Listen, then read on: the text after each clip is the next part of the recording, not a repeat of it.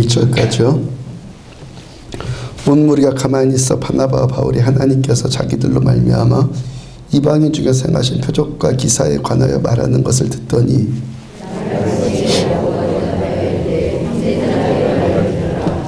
하나님이 처음으로 이방인 중에서 자기 이름을 위할 백성을 취하시려고 그들을 돌보신 것을 시므온이 말하였으니 이후에 내가 돌아와서 다윗의 무너진 장막을 다시 지으며 또 그 허물어진 것을 다시 지어 일으키리니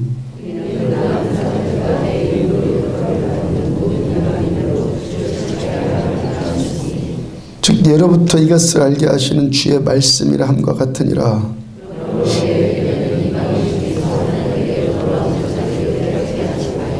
다만 우상의 더러운 것과 음행에 목매이 죽인 것과 피를 멀리하라고 편지하는 것이 옳으니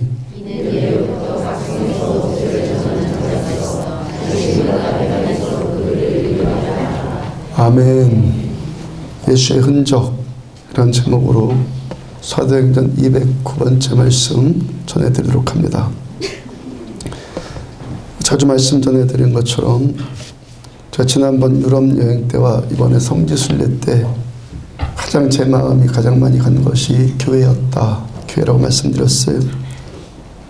유럽 여행 갔었을 때도 성지순례 갔었을 때도 거기 있는 교회에 가만히 앉아서 주님 묵상하고 주님의 임재를 즐기는 것, 누리는 것이 가장 좋았어요.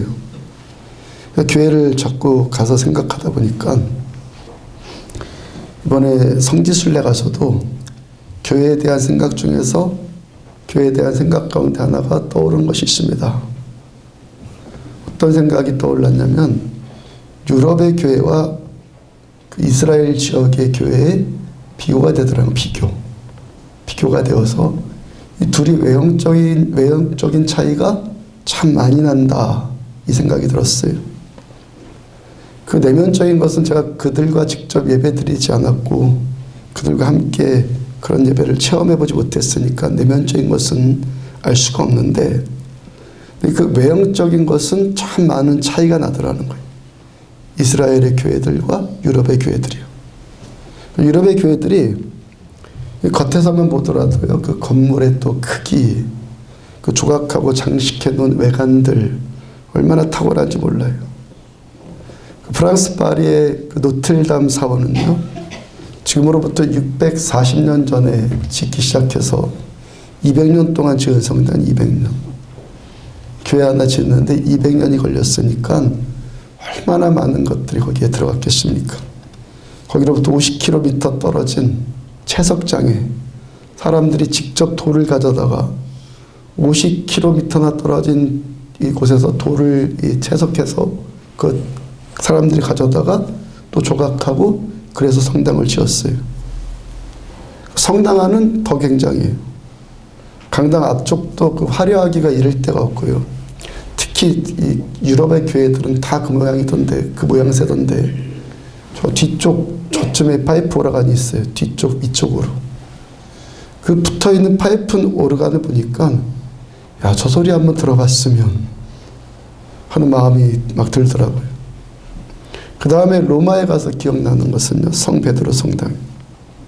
여기 뭐 말할 것도 없죠, 여기는요. 겉은 말할 것도 없고, 성당 안에 들어가면요, 사람들이 서서 예배 드리면은 6만 명이 예배 드릴 수 있다고 그러죠, 한꺼번에. 앉아서 예배 드리면요, 2만 명이 그냥 한꺼번에 예배를 드릴 수 있어요.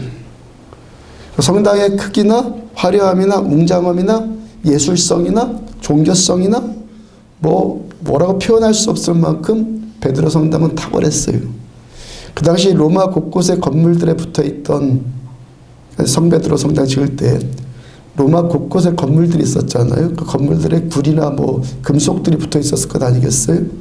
그걸 다 떼다가 로마 전역에 있는 건물들에 붙어 있는 그런 것들 다 떼다 그거 다 녹여갖고 성 베드로 성당 장식하는데 쓸 정도로 그만큼 굉장하게 지었다고요. 바르셀로나에서는 성 페밀리아 교회가 또 기억이 나요.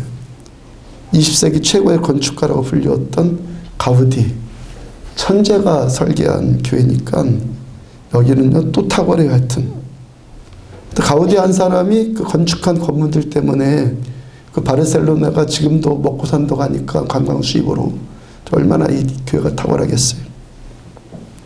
다음에 지난번 성지순례 때 성지순례 가서 나사렛에 도착해서 가장 먼저 든 생각이 유럽의 교회들과 비교가 되더라는 거예요. 그렇게 화려했고 웅장했던 교회들에 비해서 막상 교회가 시작된 곳, 교회가 처음 시작된 곳은 촌스러우리만큼 소박하다는 생각이 들었어요.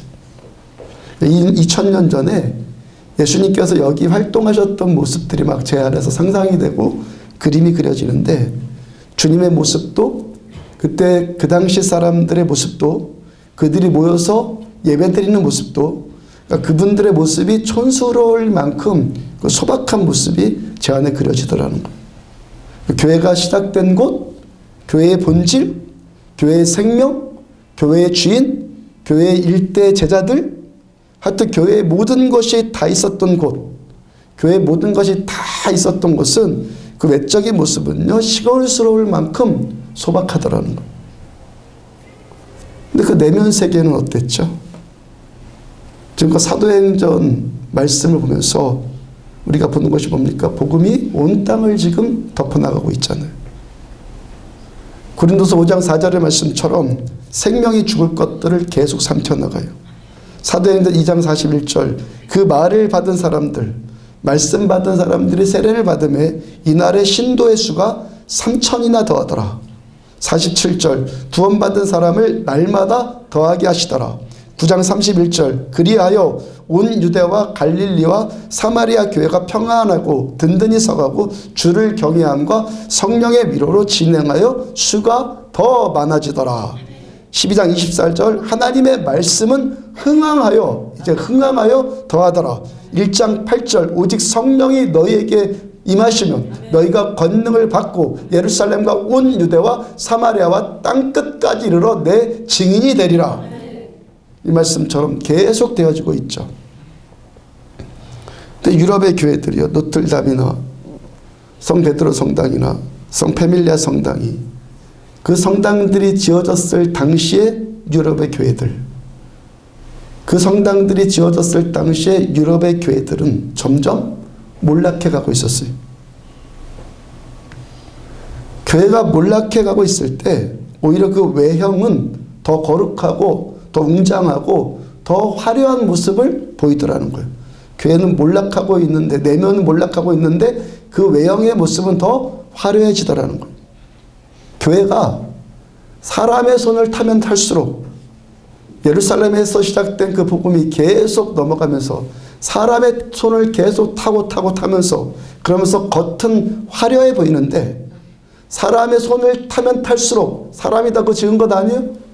사람의 손을 타면 탈수록 겉은 더 화려하게 보이는데 그 속은 점점 더 힘을 잃어가더라는 거예요.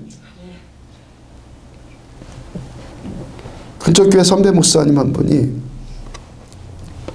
교회의 성결교회가, 그래도 성결교회는 이 부분은 다른 교단에 대해서 비해서 잘한다고 평을 받고 있는데도, 선배 목사님이 교회가 상회비 내는 문제 때문에 여기저기 알아보고 조사하고 있는 분이 있어요.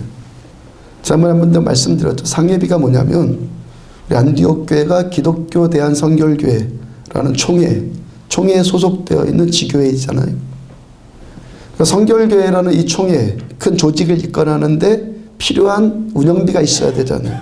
그걸 이 지교회들이 조금씩 내서 감당해 줘야 되잖아요. 그렇게 개교회들이 한 해에 들어온 경상비로 들어온 헌금 수입, 경상비 헌금 수입의 몇 퍼센트를 총회에 내는 것, 그것을 상회비라고 해요. 경상비가 뭐냐면은 건축 헌금이나 또 선교 헌금이나 이런 특별한 목적을 위해서 드리는 것은 특별 헌금이라, 특별 회계.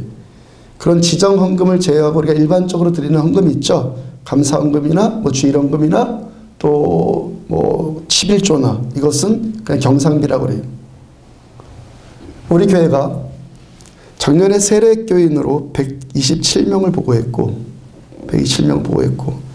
경상비는 2억 2,500 정도를 보고를 했어요. 세례교인도 성도 수도 제가 부풀리지 않았고 지난 3개월 내로 계속 출석하고 있는 교인 수만 그냥 올려보고 있어요. 현재 나오고 있는 신자들만. 경상비도 작년에 사무총회 때 보고한 그대로, 여러분들한테 보고한 그대로 총회에 또 보고를 했어요. 그렇게 해서 평균적으로 따져보니까 2억 2,500 나누기 127 그렇게 해보니까 한 사람당, 우리 세례교인 한 사람당 1년 동안 내는 11조나 간사원금의 그 일반회계 액수가 180만 원 정도예요. 이 180만 원 정도 이 액수는요, 성결교회 전체 교회들, 한국의 성결교회 전체 교회들에 비교해 보면은 거의 상위 액수예요. 상위 액수. 세례교인 1인당 이만큼 내는 것이 상위 액수라고요. 어떤 교회는 세례교인 한 명이 평균으로 내는 헌금이 30만 원 정도도 안 되게 보고하는 교회도 있고, 저희 교회보다 훨씬 더 신자가 많은데도 또 여러 교회들이 100만 원도 안 되게 보고를 해요. 교인 수가 1000명을 웃도는 교회도요, 몇십만 원 정도 보고하는 경우가 많아요. 우리 안디옥 교회 신자들은 다 부요해서 헌금 많이 내고, 일단 그렇게 되게 축복합니다. 부요해 주십시오.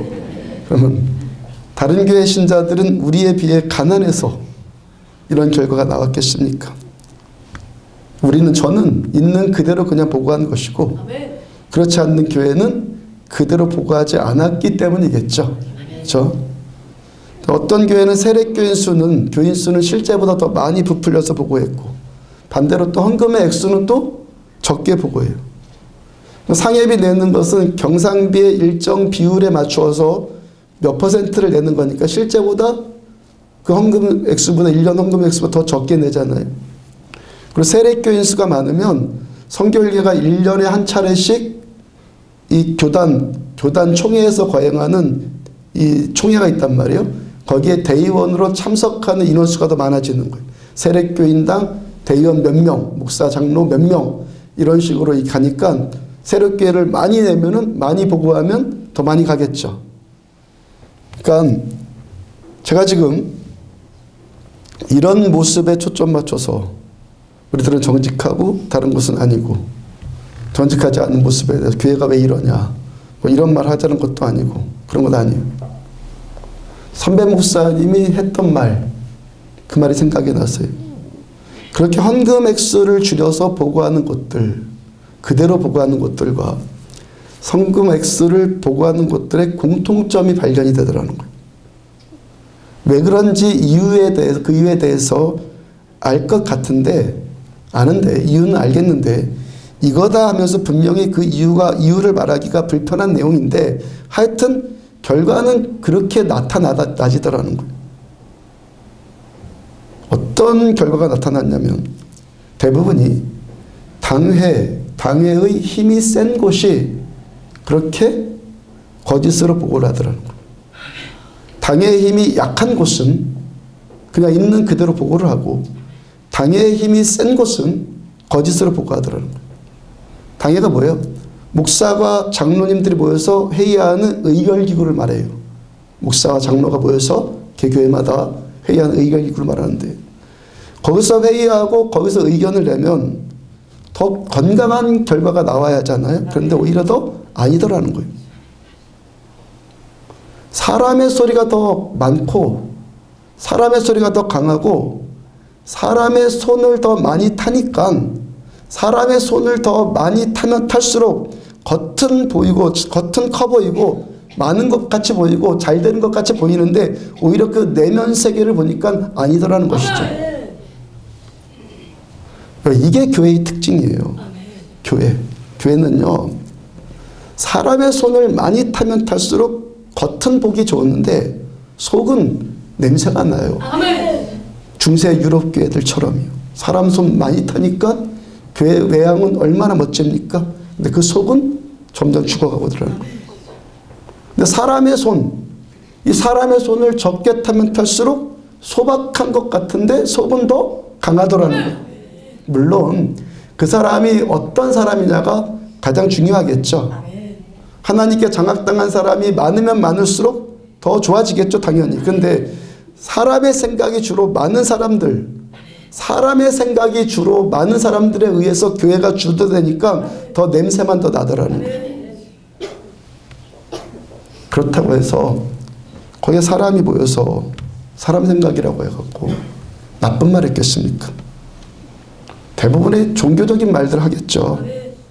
옳은 것, 선한 것 그런 거 말하지 않겠어요?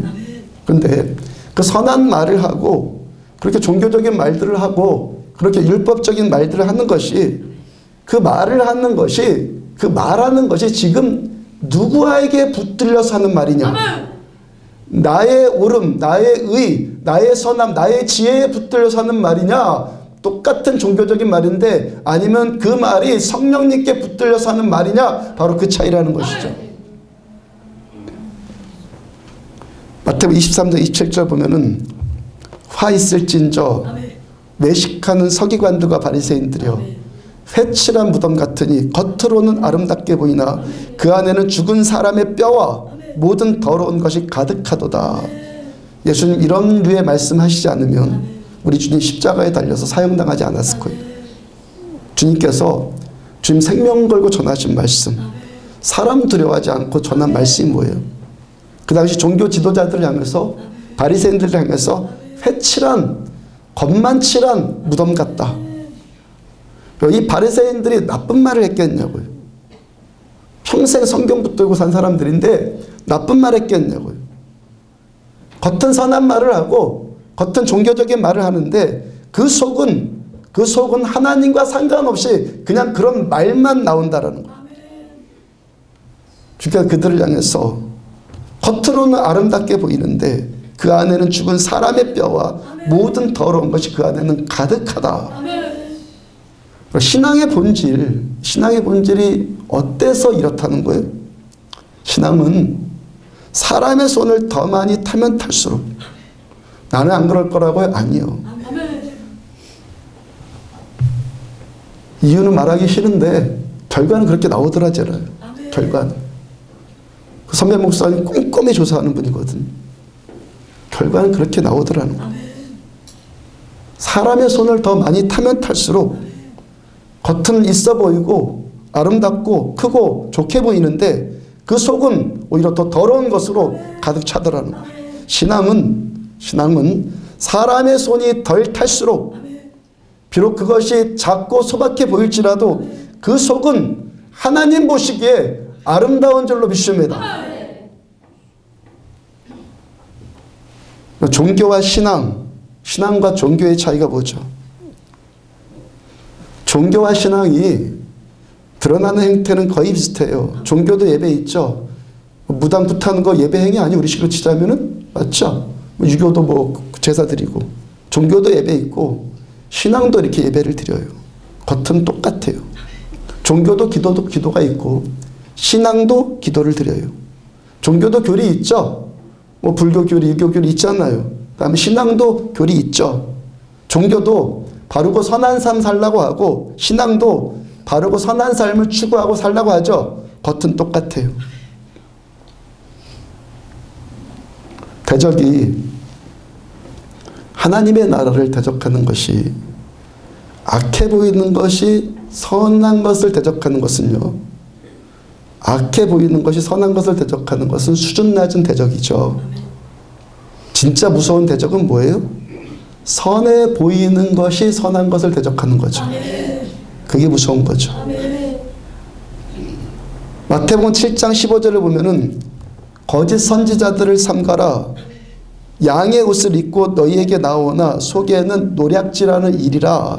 정말 무서운 것이 이 모습이라는 거예요. 좋아 보이는데 좋은 것이 아니에요. 옳아 보이는데 옳지가 않아요.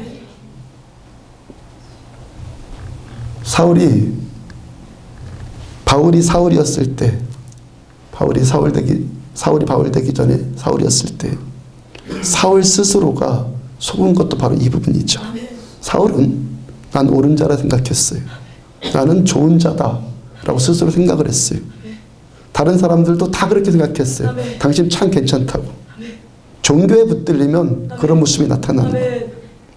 그렇게 종교에 붙들려서 자기부터 속는 자가 되니까 하나님 나라를 무너뜨리려고 하는 무서운 대적자가 되더라는 거예요.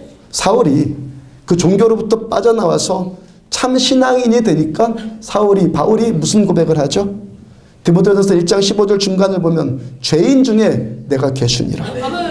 종교에 빠졌을 때는 나 잘하고 나 옳고 그런 줄 알았는데 신앙인이 되니까 죄인 중에 내가 괴수가 돼버려요. 자기가 잘하고 자기가 옳은 자이고 내가 좋은 자인 줄 알았는데 참 신앙이 되니까 죄수 중에 괴수인 자신을 보더라는 거예요. 신앙은요, 지난 주일 말씀 전에 들은 것처럼 지난주 설교 제목이 뭐였죠? 지식과 음성 그랬죠. 예. 지난주에 말씀 전에 들은 것처럼 신앙은 하나님의 말씀을 듣는 거예요. 종교가 하나님의 말씀을 대체하는 것으로 지식을 붙들어. 지식이 나쁩니까? 지식이 겉으로만 보면은 말씀과 아주 비슷하잖아요. 근데 말씀이 아닌 지식, 이 성경 지식, 하나님의 말씀이 아닌 이 지식이 하나님의 나라를 오히려 무너뜨린다는 거예요. 선해 보이는 것이 선한 것을 대적을 한다는 거예요. 우리가 흔히 말하는 것이 공부해서 남주냐 그런 말 있잖아요. 하나님의 말씀은 들으면 들을수록 그 말씀 가지고 남주게 되는데 지식은 얻으면 얻을수록 자기 이익만 추구하는 거예요. 공부해서 나만 주고 나만 좋아요. 이게 종교의 본질이거든요. 나만 좋은 것, 나의 이익만 추구하는 것. 근데 겉으로는 잘 포장되어 있죠. 특히 세상 교육이라는 건 어떻습니까? 세상 교육은 눈에 보이고 귀에 들리고 그런 것만 대상이잖아요. 그러니까 세상 교육이 주는 것은 이 땅에서 잘 살기 위한 지식, 이 땅에서 잘 살기 위한 정보, 그런 것만 제공하잖아요. 그러니까 지식이 많아진다, 능력이 커진다, 그럴수록 그 사람 어떻게 됩니까? 그 지식과 그 능력을 도구 삼아서 이 땅에서 내가 어떻게 하면 더 잘 살까? 그런 자기 욕구를 실현하는 데만 그런 것을 쓰죠. 겉으로는 아무리 멋진 것으로 포장을 해도 중심은 그것 아니에요. 사람 사는 세상에서요, 보편적으로, 일반적으로요, 더 잘 살기 위해서 교묘히 탈법을 막 일삼고, 위법을 일삼고, 사회 정의를 짓밟는 사람들의 대부분이, 일반적으로 그 대부분이 누구인지 보세요. 다 배운 자들 아니에요? 다 식자들 아니에요? 시골에서 농사 짓고 고기 잡은 어부들이, 그런 농부들이 이 사회를 어지럽게 합니까? 이들이 비록 배우진 못했을지라도 남 망가뜨리는 삶을 살지 않아요. 배우고 똑똑한 사람들이 사회를 무너뜨린다는 거예요. 왜 그렇죠? 왜 그렇죠? 그 습득한 지식 가지고 그 습득한 목적이 자신을 위해서, 오직 자기를 위해서만 이기 때문에 그런 거예요. 명분은 아무리 그럴듯할지 몰라도 뭐 대통령이 되고 이 나라를 위한다, 명분은 다 그럴듯해요. 근데 그 중심은 결국 뭐예요? 자기를 위해서 아니에요. 자기를 위해서. 교회 안에서도 똑같은 거예요. 세상 지식이나 성경 지식이나 지식의 본질은 같은 거예요. 지식의 본질은 같다고요. 밖에 나가서 영어 공부를 하나, 여기서 성경 공부를 하나, 지식의 본질은 같다는 거예요. 어떤 본질? 하나님의 음성이 빠져버린 지식은 결국은 자신을 위한, 자신의 치부를 위한 도구가 돼버려요. 그런데도 성경 말씀이라는 가장 고상한 포장으로 이게 덮였기 때문에 스스로도 속는지도 모르고 속아버리는 거예요. 고상한 것으로 덮여버렸기 때문에 나도 자기 스스로도 속아버리는 거예요. 디모데후서 3장 13절을 보면은 악한 사람들과 속이는 자들은 더욱 악하여져서 속이기도 하고 속기도 하니. 왜요? 내가 악한 줄 모르거든. 내가 속이는 자인 줄 모르거든. 그러니까 더 점점 그렇게 되는 거예요. 악한 자는 악해질 수밖에 없고, 모르니까, 내가 그런 자인 줄 모르니까 종교에 붙들려서. 속이는 자도 마찬가지고, 내가 그런 자인 줄 모르니까 점점 더 속이는 자가 된다는 거예요.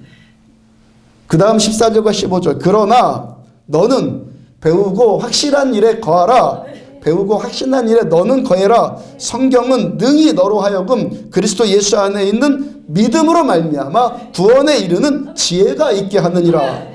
우리가 성경을 배우고 이 성경을 믿고 이 믿음의 확신 위에 거해야 되는 이유가 뭐라는 거예요? 성경은 그리스도 예수 안에 있는 믿음으로 말미암아 구원에 이르는 지혜가 있기 때문이다. 그 다음 16절 모든 성경은 하나님의 감동으로 된 것으로 이 안에 있는 이 지식, 성경 지식, 이 지식 우리가 어떻게 추구합니까?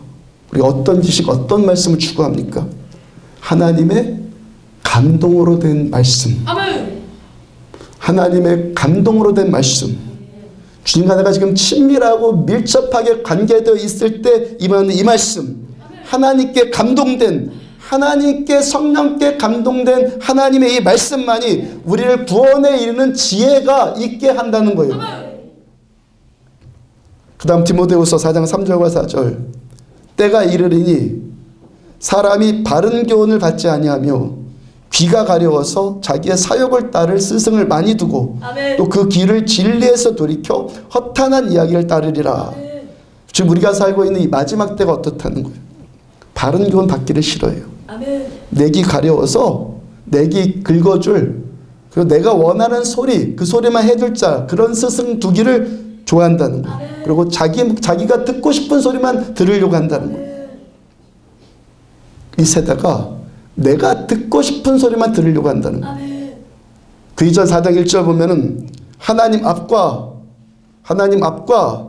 살아있는 자와 죽은 자를 심판하실 그리스도 예수 앞에서 하나님 앞과 예수 앞에서 그가 나타나실 것과 그의 나라를 두고 엄히 명하노니 바울께서 지금 이 말씀 전하는 것 얼마나 지금 준엄하게 전합니까? 하나님 앞에서 산자와 죽을 자를 심판하실 예수 앞에서 예수님 다시 재림하실 것 앞에서 하나님의 나라 앞에서 내가 엄하게 명한다.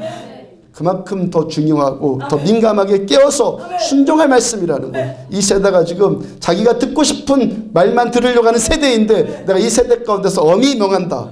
그 다음 2절 너는 말씀을 전파하라. 때를 얻든지 못 얻든지 항상 힘써라. 바울께서 왜 말씀 전할 것을 그렇게 엄중히 말씀하시죠? 이 시간도 왜 제가 하나님의 말씀을 하나님의 말씀되게 전해야 합니까? 말세는 사람들이 자기가 듣고 싶은 이야기만 들으려고 하고 또 전하는 자들도 그렇게 듣기 원하는 사람들과 그렇게 듣기를 원하는 사람들과 타협을 해서 말씀을 전한다는 거예요. 그런 것은 신앙 흉내내는 신앙 비슷한 것일 뿐이지 신앙 아닌 종교라는 거예요. 그러므로 저 하나님의 말씀을 말씀되게 전하려고 하고 여러분들도 하나님의 말씀을 말씀되게 들으려고 하십시오. 바울의 그 피해 사무친 전류를 들으라고. 하나님 앞과 산자와 죽은 자를 심판하실 예수 앞과 예수님 재림하실 그 앞과 하나님의 나라 앞에서 엄히 명한다. 말씀을 말씀되게 전해라. 그래서 하는 모든 부분이 다 마찬가지예요. 종교적으로 익숙해지는 것 그건 나쁩니까? 미숙해서 뭐 헤매는 사람보다 익숙해서 척척 잘하는 것 그게 훨씬 좋잖아요. 고상한 것이 나쁩니까? 매너도 없고 교양도 없는 사람은 어떻게 써요? 그거 없어 문제죠. 고상하고 세련된 것 얼마나 좋습니까? 뭐가 문제라는 거예요? 그거 자체가 아니라 뭐가 문제라는 거예요? 그 중심이 지금 뭘 원하고 있는가 이 문제라는 거죠. 본질의 문제. 우는 것, 웃는 것 다 마찬가지요. 똑같은 눈물이에요. 똑같은 웃음이에요. 똑같은 표현이에요. 똑같은 소리예요. 근데 그 중심은 전혀 다를 수 있잖아요. 여러분 예수 믿는 우리들은요. 속으로 시작을 해서 겉으로 나가야 돼요. 신앙은요. 내 속사람이 먼저 변화되고 그 속사람의 변화에 따라서 겉사람도 변화되어지는 겁니다. 근데 종교는 뭐예요? 겉사람만 바꾸려고 하는 게 종교예요. 겉만 바꾸려고 하는 거. 그러니까 지혜가 뭐예요? 눈에 보이고 귀에 들리는 것 그것만 갖고 분별하는 것이 아니라 중심을 분별하는 것이 지혜라는 거예요. 종교와 신앙의 그 본질적인 차이가 뭐죠? 종교와 신앙의 본질적인 차이가 뭐예요? 본질적인 차이. 단적으로 말하자면 하나님이 있고 하나님이 없고의 차이죠.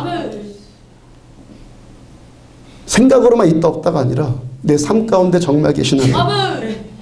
그래서 구체적으로 말하면요, 종교는요 사람이 하려고 해요. 그럴 수밖에 없죠. 하나님 나와 함께 하시지 않으니까. 근데 머리로는 하나님 믿어요. 그러니까 종교가 돼버리는 거예요. 신앙은 뭐예요? 하나님이 하시는 것을 경험을 하는 거예요. 맞죠? 하나님이 지금도 나와 함께 계시니까, 지금도 함께 동행하니까 하나님의 일이 나타나는 것 당연하죠. 이게 신앙이란 말이에요. 어떤 사람이 아무리 뭐 하나님 해도 지금 그 사람이 하나님이 주인이 아니라 자기가 주인이니까 자기가 다 해버릴 수밖에 없죠. 하나님 자신이 머리로만 그냥 관념적으로만 하나님이지 실제로 느껴지지 않으니까 밤낮 자기가 주인 행세할 수밖에 없어요. 반대로 어떤 사람이 내 안에 정말 하나님이 살아계시니까 하나님께서 하시기를 구하죠. 정말 하나님이 살아계시니까 회의를 하니까 하나님의 일이 나타나. 근데 머리로만 나는 예수를 믿어. 속은 자기야. 그걸로 꽉 차 있으니까 엉뚱한 것들이 그 결론으로 도출되어지고 그렇게 된다는 거예요. 그 부흥이 뭐라고요? 부흥이 뭐예요? 사람이 뭔가를 잘하게 되는 것이 아니에요.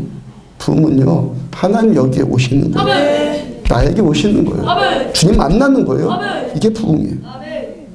하나님 여기에 오셔서 하나님의 살아계심과 하나님의 영광을 드러내시는 것, 이게 부흥이고, 그것이 점점 더 커지고 점점 더 확장되어지고 확산되어지고, 이게 뭔가 더 큰 부흥 아니에요. 금요일 심야 기도회 때 여러분들에게 세 번째 기도 제목 낼 때 여러분들을 권면해 드린 것 있었죠. 두 번째 기도 제목 놓고 함께 기도하는 중에 저에게 감동된 깨달음이에요.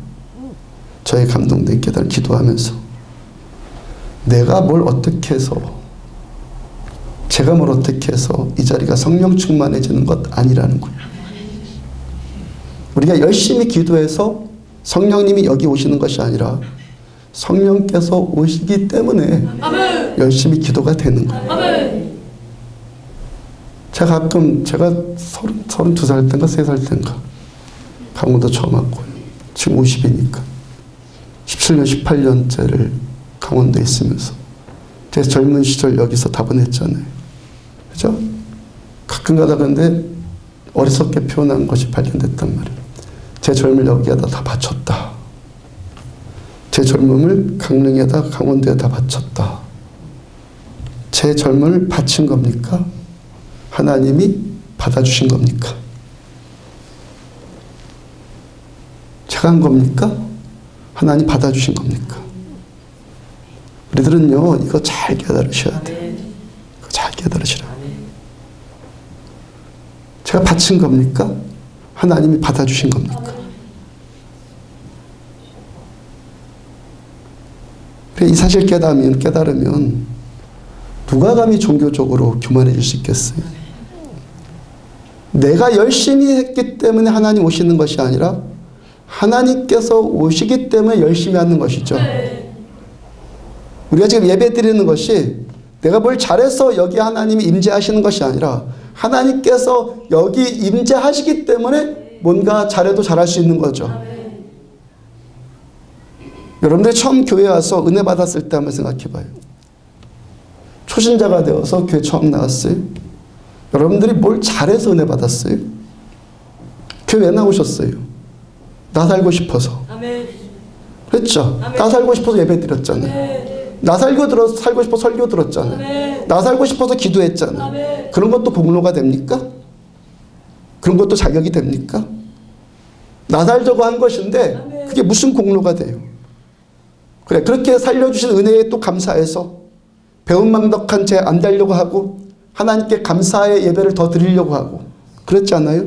또 그 은혜 받은 그 감격이 좋기 때문에 그 은혜 계속 누리고 싶어서 그 예배 드리고 더 기도 드리고 그거 했잖아요. 그랬잖아요. 내가 좋기 때문에 예배 드린 것 아니에요.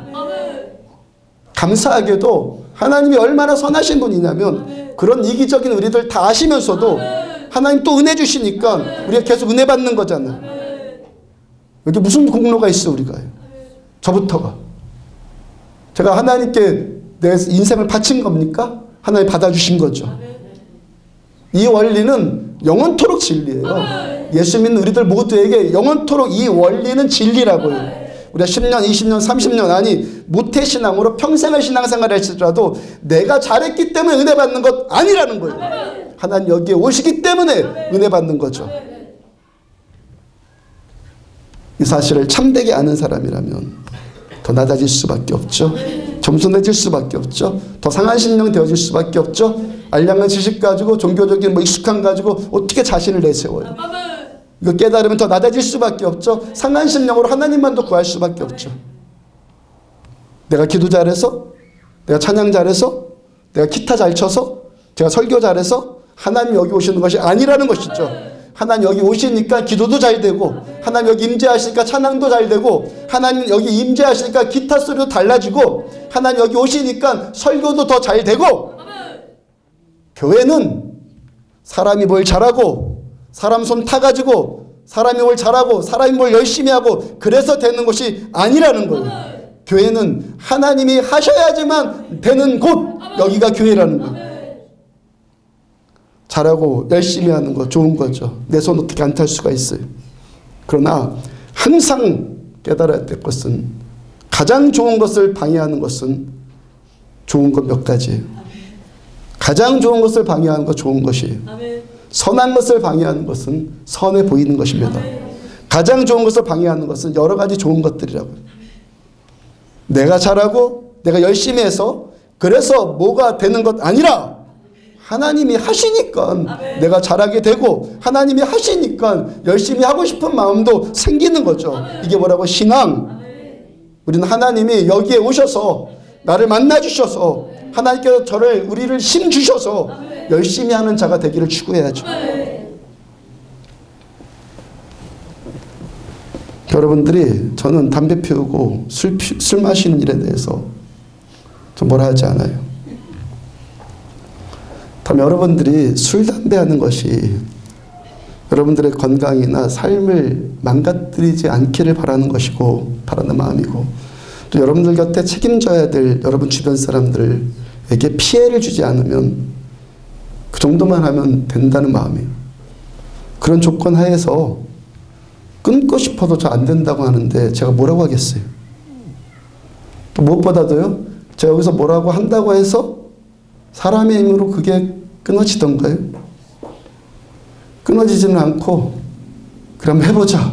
그리고 바로 무너지고 절망감이나 느껴지고 죄책감만 더 들고, 저보기도 여러분들, 저보기도 저도 여러분들 서로 부담스럽기만 하고, 제가 여기서 뭐라고 하고 여러분들이 그 말 듣고 나가서 여러분들이 분발하셔서 술, 담배를 비롯한 어떤 해로운 것들을 그만둘 수만 있다면 얼마든지 여기서 하겠는데, 그런다고 해서 되느냔 말이에요. 그런다고 해서 되느냔 말이에요. 자, 여기서 술, 담배를 비롯한 어떤 습관의 문제를 우리가 끊어야 합니다. 그래서 제가 이렇게 설교를 하면 여러분들이 거의 대부분 충분히 납득되어지고, 여러분들 대부분 충분히 설득되고, 야, 내가 정말 잘못했구나, 끊어야겠구나, 이런 마음이 들 수 있을 정도로 제가 설교할 수 있을 것 같아요. 하면 할 수 있을 것 같아요. 이 자리에서는 충분히 고개 끄덕이고, 야, 내가 그래야지, 그래, 정말 그렇게 해야지, 하지 말아야지 하는 마음이 들도록 할 수 있을 것 같아요. 근데 막상 현실에 부딪히면 그게 되느냔 말이에요. 저도 전에는요, 술, 담배 문제를 비롯한 어떤 생활 관습, 종교적인 관습의 문제를 갖고 뭐라고 했었죠. 근데 지금은 그런 말 하지 않아요. 지난주 강사님이 잠깐 말했던 것 같이 산은 산이고 물은 물이다. 그 깨달았기 때문에. 제가 언젠가 이 분류의 이 법어에 대해서 한번 설명드린 적이 있어요. 기억나시는 분은 다시 한번 듣고, 저도 싹 잊어먹어서 다시 읽어보니까 그런 거구나 또 깨달아졌으니까 다시 한번 들으시고. 또 감사한 건요, 성철 스님은 평생 돛 닦아서 그걸 깨달았거든요. 저는요, 단박에 깨달아요. 왜? 그분은 깨달으려고 했기 때문에, 깨달으려고 하신 분이고, 저는 깨달아진 거고. 그분은 자기가 어떻게 해서 막 해보려고 한 분이고, 저는 하나님께서 경험하시게 하시고 하나님이 깨닫게 해주셨기 때문에 저는 단박에 깨닫고 그분은 평생 걸려서 깨달은 거예요. 맞는 말인데 그건 평생 걸려서 깨달았고 저는 책 한번 딱 읽어보니까 단숨에 깨달아졌고 지금부터 700년 전 중국에서요. 지금부터 700년 중국에서 금강경 오가해라는 책이 발간되었어요. 그 당시 5분의 큰 스님이 불교의 경전인 금강경을 해설한 책이에요. 그 속에 야보라는 스님, 야보라는 큰 스님의 식구가 나오는데 산은 산이고 물은 물인데 부처님은 어디에 계신단 말인가 라고 식구를 읊었어요. 그러니까 성철 스님이 그 식구의 앞부분인 산은 산이고 물은 물이다 이거 깨닫고 그 부분을 인용을 한 거죠. 성철 스님이 그 인생의 마지막에 야보 스님이 말했던 그 말 평생 돛 닦아서 결국에 깨달았다는 거예요. 여기에 산과 물이 있다고 한번 가정을 해봐요. 불교에서는 이 산과 물에 대한 사람의 인식, 우리의 인식이 우리가 인식해가는 게 3단계로 발전해 나간다고 그래요. 보통 사람이 누구든지 산은 뭐 산이지 뭐 물은 물이지 뭐 그렇게 인식을 하잖아요. 자연적으로. 이 단계가 모든 사람들이 자기 눈앞에 있는 사물을 자기 감각으로 인식하는 첫 번째 단계예요. 자연인은 다 그렇게 인식을 하죠. 근데 어떤 사람이 이제 부처님을 믿기 시작하면 이제부터는 그 인식이 거꾸로 되는 거예요. 산이 더 이상 산으로 안 보이고 물이 더 이상 물로 안 보여요. 불심이 생겼기 때문에. 자기가 사물을 관찰하고 자기가 추구했던 것, 내가 갈망했던 것들에 대해서 불심이 들어와서 일체의 전도 현상이 생긴 거예요. 야, 내가 부처 믿는데, 내가 부처님 믿는데 내가 이렇게 살면 안 되지. 야, 내가 이젠 부처 믿기로 결심했는데 여전히 돈 따라다니고 여전히 육체 욕망 따라다니고 그럴 수 없지. 그러면서 이전에 좋았던 것들을 이제 부정하기 시작하는 거예요. 그죠? 산이 물로 보이기 시작하고 물이 산으로 보이기 시작을 하는 거예요. 그러다가 여기서 한 단계 더 나가면은 다시 산은 산이 되고 세 번째 단계 다시 산이 산이 되고 물이 물이 돼요. 그리고 뒤바뀌었던 전도되었던 가치체계가 원상태로 복귀가 되었는데 그런데 이번에는 첫 번째 의미와는 전혀 다른 완전히 다르게 그게 관찰이 된단 말이에요. 첫 번째 단계에서는 그런 현상들이 그냥 자연적으로 자연인의 그 눈으로만 관찰되어서 그냥 산은 산이고 물은 물이에요. 두 번째 뭐가 들어갔다고요? 종교심이 들어갔다고요.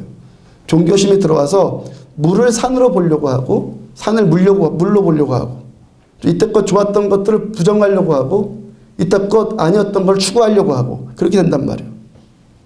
그러다가 세 번째 단계에서 다시 물이 물로 보이고 산이 산으로 보인다는 거예요. 그런데 이번에는 자연인의 감각으로만 인식되어지는 산과 물이 아니라 부처님의 불성에 장악당해서 우리식으로 말하면 뭐죠? 성령님께 장악당해서 느껴지는 산과 물. 지금까지는 자연인의 눈으로만 보여줬던 산과 물인데 이제부터는 부처님의 마음으로 보여지는 산과 물이에요. 그러니까 이제는 갈등이 없는 거죠. 그걸 보더라도 번민이 일어나질 않는 거예요. 불교에는 득도라는 것이 득도. 깨달음 얻는 것을 견성이라고 견성. 득도했다. 깨달았다. 그걸 견성이라고 그래요. 문자 그대로 세상 만물의 근본이 뭐냐? 그걸 깨달았다. 이게 견성이에요. 이 견성에는 반드시 따라오는 것이 세상 만물의 근본, 삶의 이치 이게 뭐냐? 이걸 깨달은 것이 뭐냐면 깨달으면은 견성을 터득하면 따라오는 것이 법열이라고 해서 그 깨달음을 통해서 주어지는 기쁨, 만족, 감격 그런 것들. 우리도 성경 말씀 듣다가 설교 듣다가 지식이 깨달아지면 기뻐지죠. 기쁘죠. 고개가 끄덕끄덕해지고 아 그래 나 이렇게 살아야 돼. 그래 맞아 세상의 이치가 이거구나. 만족이 생겨. 내가 이렇게 살아야지. 자신에 대해서 만족이 생겨요. 이때는 주머니가 비어도 즐거워요. 지갑이 비어도 즐겁다고요. 별로 안 먹어도 배고프지 않아요. 이 단계가 뭡니까? 두 번째 단계예요. 산이 물이 되는 거예요. 물이 산이 되는 거예요. 거꾸로 막 돼요. 우리식으로 말하자면 이때까지 우리들의 목표가 세속적이었다면 세상 것에 있다면 이제부터는 목표가 뭘로 바뀐 거예요? 하늘로 바뀐 거죠. 지금까지 돈이 최고인 줄 알고 돈만 쫓아다녔는데 그게 아니구나. 이거 깨달았어요. 그거 깨달으니까 눈이 확 밝아지죠. 그렇죠. 제가 인생의 목적이 25년 전에 목적이 삶의 목적이 생기니까 눈이 밝아지더라니까요. 아, 이렇게 살면 안 되겠구나. 제대로 살아야겠구나. 그런 생각이 들더란 말이에요. 권력이 최고이고 사람이 최고인 줄 아는데 그게 아니다라는 것을 깨달았단 말이에요. 그래서 이제 내 인생의 참된 목적, 어떻게 살아야 되는가, 이 목적이 깨달아졌고, 그래서 이제 내가 좀 사람답게 사는 것 같아. 내가 나를 보니까 좀 인간답게 보이고 좀 대견스럽게 보이고 내가 좀 기특해 보이고 그러니까 좀 만족스러워 보이고. 근데 불교에서 가장 위험하게 생각하는 단계가 바로 이 단계라는 거예요. 겨우 입문에 들어선 정도인데 마치 도를 다 완성한 것 같은 그런 착각에 빠지더라는 거예요. 그래서 성숙한 제자가 되려면은 그 다음 세 번째 단계인 다시 오도의 경지로 나아가야 한다. 오도의 경지. 다시 산은 산이 되고 다시 물은 물이 되고. 그런데 이제는 누구와 하나가 되어서 부처님과 하나가 되어서 부처님의 마음으로 보는 세상, 부처님의 마음으로 보는 산, 부처님의 마음으로 보는 물, 그게 된다는 거예요. 똑같은 산을 보고 똑같은 물 보는데 이제는 이전과 같이 그런 갈등이 일어나지 않아. 번민이 일어나지 않아. 번민이 일어나지 않고 갈등이 일어나지 않으면서 그냥 그거 그대로 보인다라는 거예요. 그렇죠? 저는 금방 깨달아졌죠. 그래서 금방 깨달아져요. 우리가 그러니까. 사도행전 15장 말씀의 핵심 주제가 뭐였죠? 사도행전 15장 핵심 단어가 뭡니까? 뭐 때문에 지금 사도행전 15장 이야기 시작됐어요? 할례죠, 할례. 바울과 바나바 일행이 1차 전도 여행 마치고 시리아 안디옥 교회로 돌아와서 선교 보고를 해요. 하나님께서 이방인들에게도 구원 주셨다. 이방인들한테도 성령의 은사들을 주시더라 라고 보고를 해요. 그러자 바리새파 유대인들이 일제히 일어나서 예수 믿는 것만 갖고는 안 된다. 모세 율례대로 할례도 받아야 된다. 사람 손을 타야 된다. 사람 손을 타야지 구원받는다. 예수 믿는 믿음으로만 안 되고 종교적인 어떤 간섭 따라서 행하는 어떤 행위도 좀 있어야 되고 그래야 된다. 그 문제가 안디옥 교회에서 해결되지 않으니까 바울과 바나바께서 예루살렘 교회까지 가서 그 문제를 가지고 지금 회의를 하잖아요. 그 모든 절차와 그 모든 이야기 지금 계속 말씀 전해드렸죠. 그 이야기를 다 마치고 예루살렘 교회의 수장인 야고보가 어떤 결론을 맺습니까? 19절 말씀이죠. 그러므로 내 의견에는 이방인 중에서 하나님께로 돌아오는 자들을 괴롭게 하지 말고, 이제 할례 문제 가지고 이방인 가운데서 하나님께 돌아오는 자들 괴롭게 하지 말라는 거예요. 제가 여러분들한테 권면드리는 건 있죠. 과거 캐는 사람 아주 나쁜 사람이라고. 그런 것 가지고 그 사람 괴롭게 하지 말라는 거예요. 지금 우리에게는 할례와 비슷한 개념이 술, 담배를 비롯한 사회 종교적인 관습들 그런 것 아니겠어요? 그런 것 가지고 괴롭게 하지 말라는 거예요. 어떤 율법적인 잣대를 들이대면서 해라 하지 말아라 그러지 말라는 거예요. 그러지 말라고요. 율법적인 잣대 들이대면서. 그럼 어떻게 하라는 거예요? 어떻게 해야 되죠 우리는요? 내 살고 싶은 대로 살고 과거에 살았던 방식대로 그냥 그대로 살고 나 하고 싶은 대로 다 하고 그렇게 살아야 됩니까? 기독교인으로서 책임 없습니까? 깨끗하고 거룩함, 구원받은 자의 왕같은 제사장의 삶, 천국 시민의 삶 살아야 될 책임 없어요? 마음대로 살아야 됩니까? 그건 또 아니잖아요. 금요일 어버이날에 여전도에서 어르신들 초청해서 함께 식사했잖아요. 저 옆에 심삼종 성도님이 같이 앉아서 식사하는데 제 귀에다 대고 살짝 말씀하시는 것이 목사님 저 드디어 담배 끊었어요. 자, 성도님과 하이파이브를 딱 한 번 한 다음에 또 물어봤어요. 담배 피우고 싶은 생각이 안 나요? 그러니까 뭐 물어본 거예요? 끊은 겁니까? 끊어진 겁니까? 물어본 거죠. 당신이 끊은 겁니까? 끊어진 겁니까? 정말 신기하게도 담배 피우고 싶은 생각이 싹 사라지고 담배 맛도 사라져 버렸다는 거예요. 성도님 가끔 머리 아프다고 저한테 호소를 해서 제가 기도해 주면은 항상 그때뿐이에요. 머리 아픈 것 같고 병원 가서 진단해봐도 뭐 특별한 이유도 안 나오고. 성도님이 이제 와서 깨달아진 것이 머리 아픈 것이 항상 담배 피우고 나니까 머리가 아프더라는 거예요. 머리 아픈 것이 기도받고 괜찮아졌다가 또 담배 피우면 또 아픈 거예요. 근데 이제 담배 끊고 나니까 머리가 안 아프단 말이죠. 아, 머리 아픈 원인이 그거였구나. 담배였구나. 이 모습이 뭐예요? 우리의 의예요. 천국 시민의 의.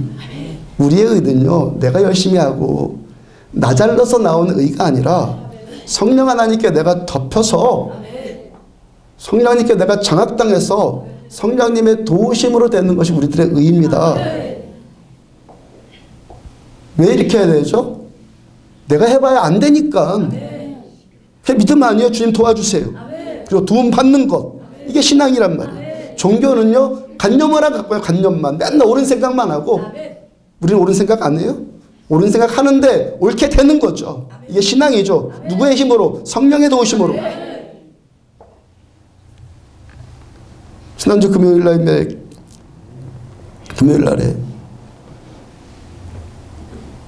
김영민 성도님, 지지난주 2주 전에 김영민 성도님 병원 가서 진찰 받았는데 그 혈액의 혈소판 수치가 69밖에 안 된다고 진단받았다고 그래요. 혈소판 수치가 150 정도가 정상인데 69로 떨어졌으니까 심각한 상태거든 지금. 그 문제를 놓고 우리가 심야 기도회 때 함께 기도했잖아요. 하나님 창조의 능력으로. 창조하신 분이잖아요. 하나님의 창조의 능력으로 성도님을 덮어주셔서 그 소멸된 없는 혈소판을 다시 창조해 주세요. 동시에 제가 하나님의 말씀을 말씀 그대로 전했단 말이에요. 말씀 그대로 전했어요. 듣기 좋은 얘기하지 않고 말씀 그대로. 우리 몸의 피는요 뼈에서만 생산이 돼요. 피는 뼈에서만 생산이 되는 거예요. 그래서 현대의학이 별의별 장기들을 다 만들어도 피는 못 만들어요. 그 피는 수혈받잖아요. 수혈받고 수혈하고 그러잖아요. 왜? 피는 뼈에서만 만들어지기 때문에 그러는 거예요. 그러니까 뼈가 건강하면 뭐도 건강해지는 거죠? 피도 건강해지는 거죠.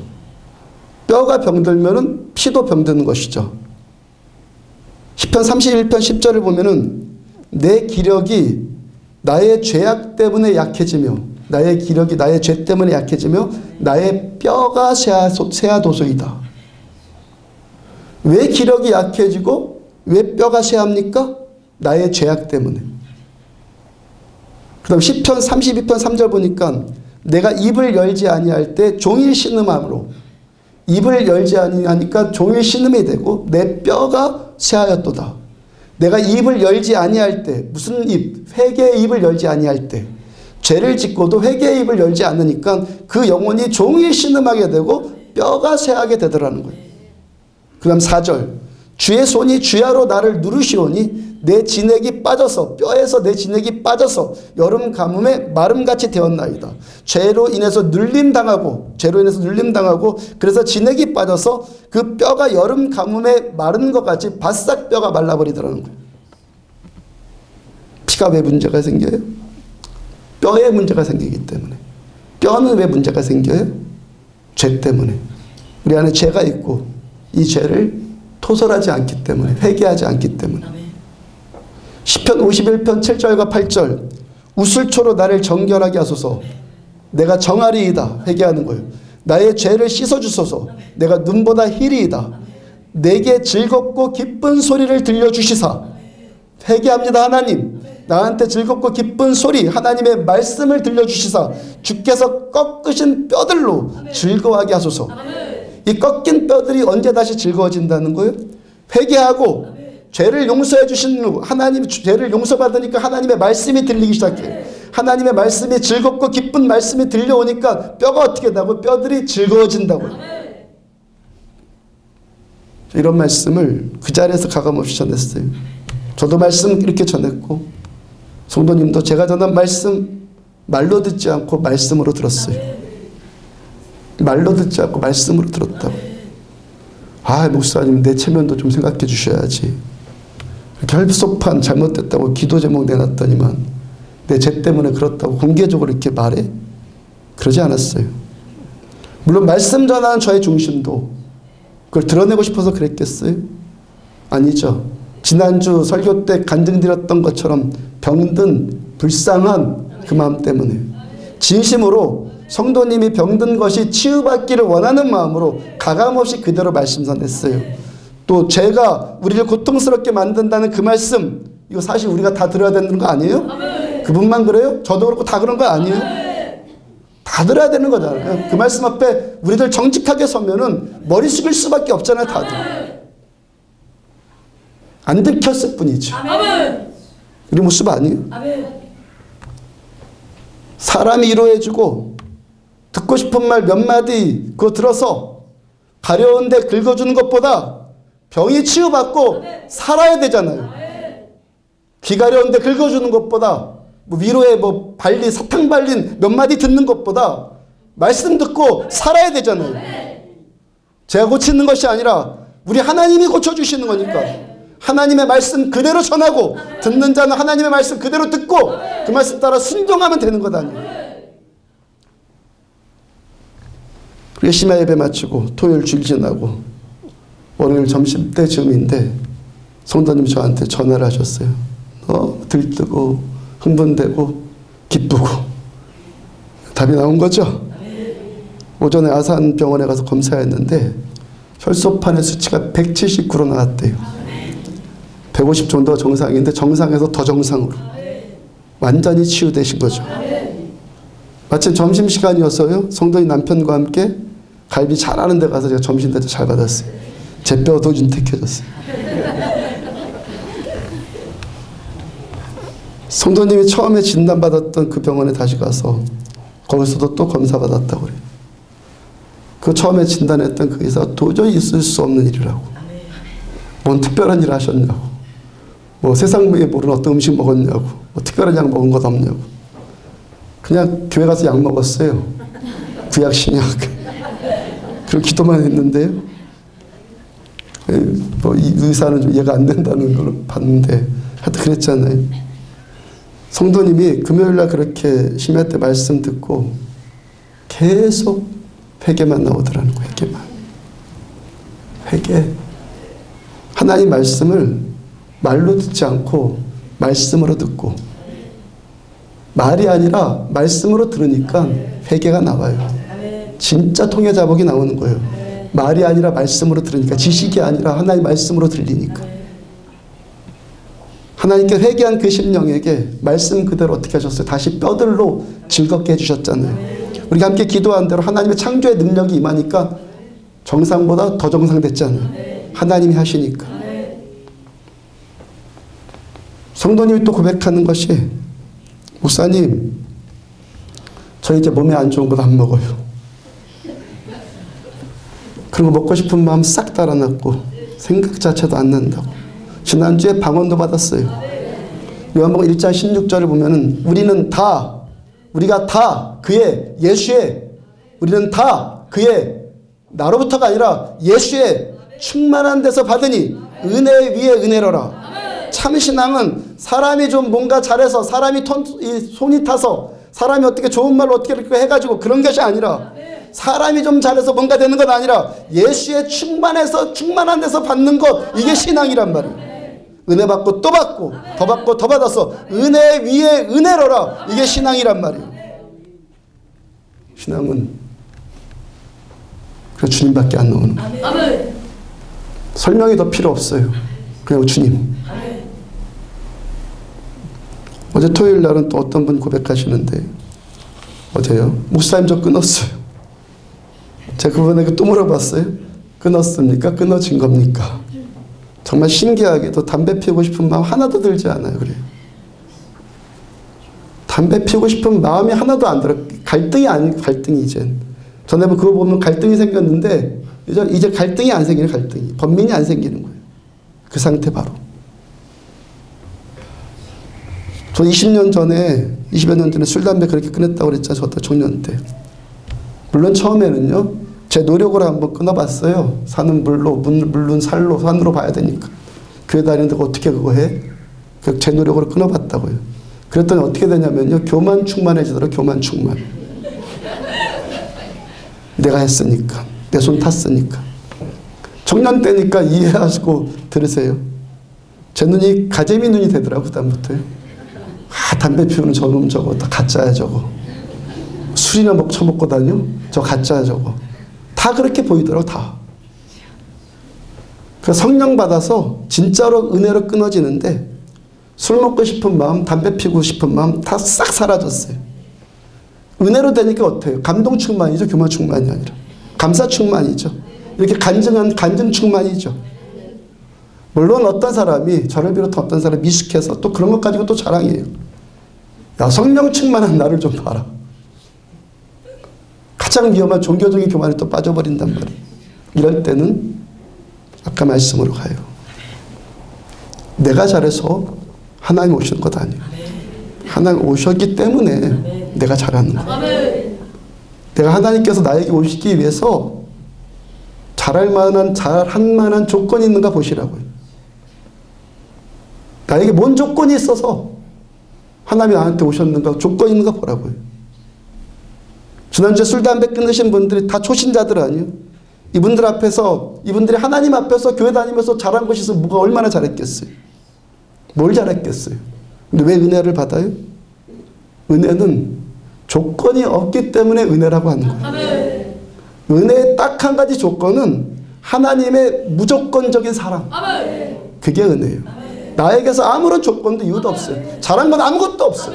그냥 하나님의 무조건적인 사랑, 이걸 은혜라고 하는 거예요. 늘상 말씀 전해드리지만 사람 변하지 않아요. 저도 목회 이만큼 해보니까 깨달아지는 거죠. 사람 안 바뀌어요.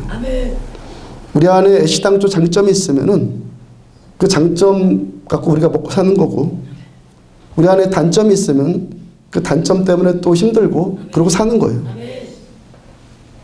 우리들의 인생이 장점이 막 단점으로 바뀌고 단점이 장점으로 바뀌고 그러지 않더라고요.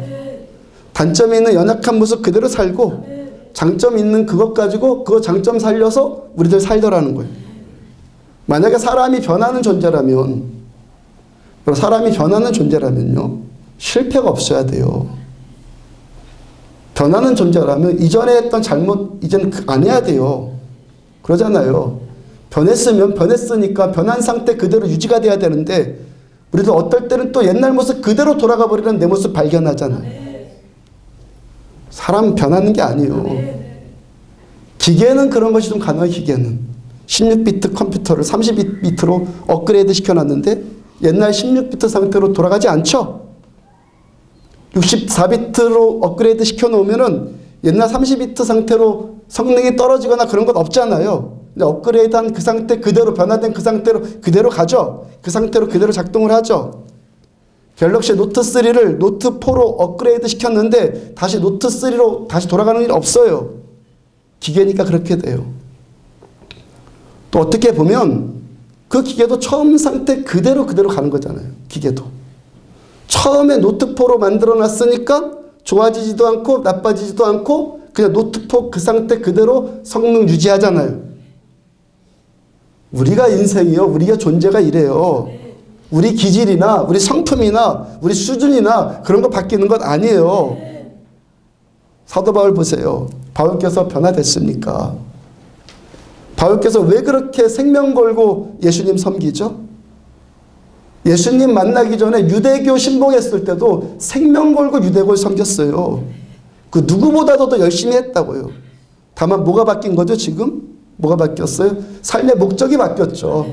이유가 바뀌었죠. 이유가. 살아가는 이유가 변화된 거죠. 그게. 지금까지의 삶의 목적과 이유가 뭐였었죠? 유대교와 율법주의, 그거 붙들어서 내가 탁월한 바리새인 되어서 나 자신의 영달을 위해서 사는 것이 그의 목적이었죠. 근데 이제부터는 갈라디아서 2장 20절의 말씀처럼 나를 사랑하사 나를 위하여 자기 몸을 버리신 우리 주 예수 그리스도를 믿는 믿음 때문에 산다. 지금까지는 자신을 위해 살았는데 이제부터는 예수님을 위해서 살아요. 지금까지는 나 믿고 살았는데 이제는 예수 믿고 살아요. 이 믿음의 대상, 삶의 목적, 살아가는 이유, 이것만 바뀌었을 뿐이지 이분의 삶의 스타일, 기질은 여전히 그대로예요. 사람이 변하는 존재라면, 업그레이드 되어서 그 상태 그대로 유지되는 존재라면 다윗이 밧세바 범하고 우리아 죽이고 그런 실수 범하지 말아야죠. 그런 일은 있을 수가 없는 일이죠. 이제 변했는데 내가 노트 3의 인생에서 노트 4의 인생으로 업그레이드 되었으니까 이제는 다시는 그 모습 안 나타나야 되죠. 변했으니까. 또 이전의 모습 또 나타나잖아요. 아브라함이 우리 믿음의 조상이라고 그랬죠. 아브라함 그 인생 말년에 자신의 연약한 모습도 그대로 또 보여줘요. 창세기 25장 1절을 보면은 아브라함이 후처를 맞이하였으니 그의 이름은 그두라라. 창세기 25장의 성경 제목이 그 장 제목이 뭐냐면 아브라함이 죽다. 25장의 주제는 아브라함이 죽는 모습이에요. 그러니까 창세기 25장이 아브라함이 이제 그 인생 여정 다 마치고 마지막 아브라함이 죽는 모습을 말씀하고 있단 말이에요. 근데 이제 다 죽은 사람이, 이제 다 죽어간 사람이 뭔 미련이 남았던 후처를 또 얻어요. 근데 성경은 분명히 아브라함이 후처를 얻었다고 말씀하시고 그 후처의 이름이 그두라이고 그 그두라를 통해서 또 자식들을 또 여럿 낳았다 말씀을 하세요. 아브라함이 아들 이삭을 기다리다가 못 기다려서 이삭 탄생하기를 기다리다가 잉태되기 기다리다가 못 기다려서 하갈을 후처로 얻었죠. 하갈을 후처로 얻었고 그로 인해서 이스마엘 낳았죠. 이스마엘 낳고 나니까 어떻게 됐죠?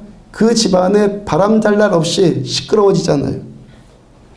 거기서만 시끄러워졌습니까? 그 이스마엘의 후예들이 지금 뭐가 됐어요? IS 같은 테러 조직이 되어서 테러 집단이 되어서 지금 세상을 또 시끄럽게 하잖아요. 근데 아브라함이 그때 그 죽을 고생해 놓고 죽는 마당에 또 후처를 얻더란 말이에요.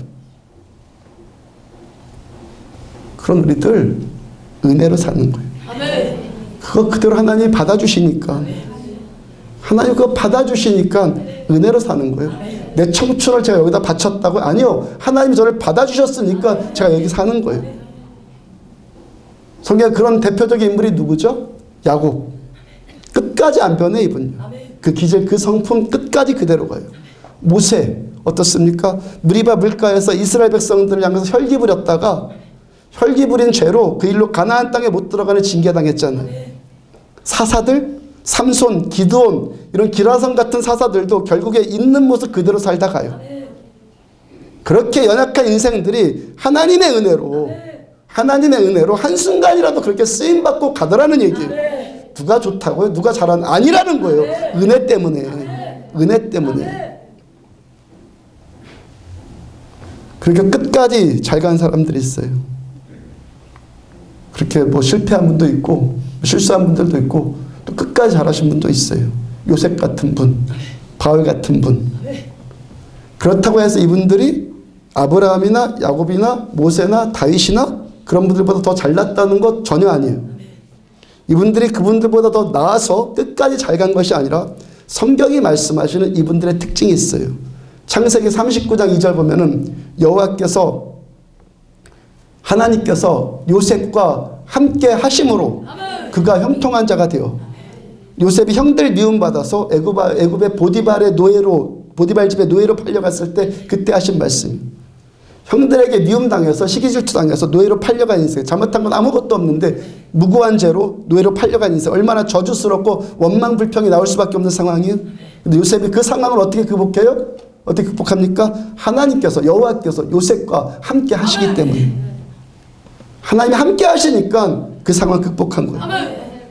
그다음 39장 21절 여호와께서 요셉과 함께 하시고 이번에는 주인 보디발의 아내를 범하려고 하는 성추행범이다라는 억울한 누명 쓰고 감옥에 갇혔어요. 그 억울한 분노를 도대체 어떻게 삭히겠어요? 뭐라고 말씀하세요? 여호와께서 요셉과 함께 하시고. 창세기 50장 20절을 보면은 당신들은 나를 해하려 하였으나 하나님은 그것을 선으로 바꾸사. 나중에 요셉이 애굽의 총리가 되어서 요셉 팔아먹은 형들이 요셉 앞에서 두려워 떨고 있으니까 요셉이 하는 말이에요. 하나님이 다 하신 거예요. 하나님이 다 하셨다. 하나님이 다 하셔서. 하나님이 하셨기 때문에. 내가 아니라 하나님이 하셨기 때문에.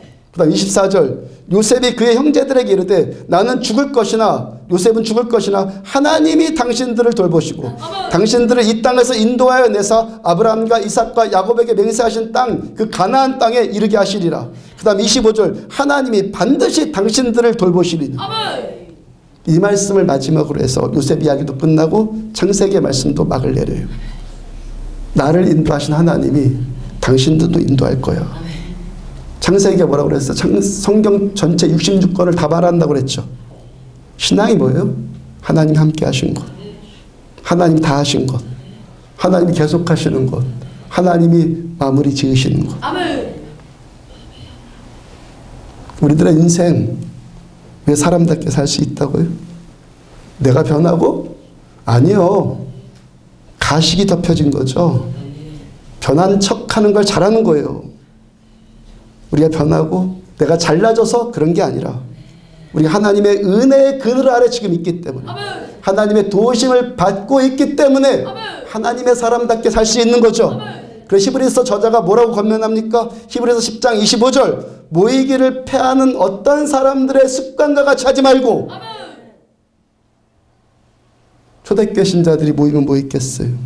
하나님 예배드리고 하나님 얼굴 구하고 그 얼굴빛 구하고 하나님의 은혜 구하고 하나님 당신만 전부입니다 라고 구하지 않았겠어요?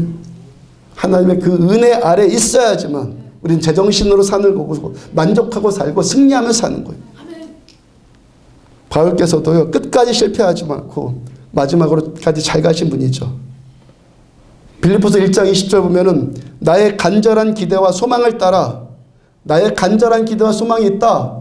아무 일에도 부끄러워하지 아니하고 지금도 전과 같이 온전히 담대하여 살든지 죽든지 내 몸에서 그리스도가 존귀하게 되려 하리니. 바울께서 평생 추구한 간절한 기대와 소망이 뭐예요? 살든지 죽든지 내 몸에서 그분의 인생 가운데서 예수님만 존귀하면 된다. 내가 뭐 좀 업그레이드 되어서 내가 뭐 잘나 보여서 내가 존귀하고 그런 건 아니다. 나는 그런 것 안 돼도 상관없다. 나는 오라 곤고한 자로다 하면서 통곡하고 죄인 중에 괴수가 될지라도 나는 예수님만 존귀하면 된다. 그렇습니까? 우리들 너무 섭섭해하지 않나요? 조금만 문제가 생기면 변명하려고 하고 우리들 그러지 않습니까? 바울 어떻게 살아요? 나는 곤고한 자 돼도, 나는 죄인 중에 괴수 돼도 예수님만 존귀하면 돼요. 아멘. 빌립보 3장 8절과 9절, 또한 모든 것을 해로 여김은 내 주 그리스도 예수를 아는 지식이 가장 고상하기 때문이라. 내가 그를 위하여 모든 것을 잃어버리고 배설물로 여김은 그리스도를 얻고 그 안에서 발견되려 함이니. 자기가 지금껏 가졌던 것들, 갖고 있는 것들 다 똥 취급받아도 상관없다. 난 예수만 알면 된다. 예수님만 더 얻고 예수님의 눈에만 더 발견되어지면 된다. 사람들 앞에서 내가 발돋움하고 내가 인정받고 그런 거 필요 없다. 나는 오직 예수님의 눈에만 발견되어지면 된다. 예수님 눈에 발견되어지기 위해서 내가 지금 몸짓 발짓 다 하고 있다. 예수님 눈 외에는, 예수님의 눈에 띄는 것 외에는 다 배설물일 뿐이다. 명예도 권세도 이익도 지식도 경험도 내가 뭘 잘했다 못했다 그런 거 다 똑같은 것이다. 예수님께만 발견되어지면 된다. 바울께서 순교당하기 직전에 기록한 마지막 편지 디모데후서에서 계속해서 고백하는 것이 있어요. 전 이 말씀 너무너무 좋아하니까 자꾸 인용하는 거예요.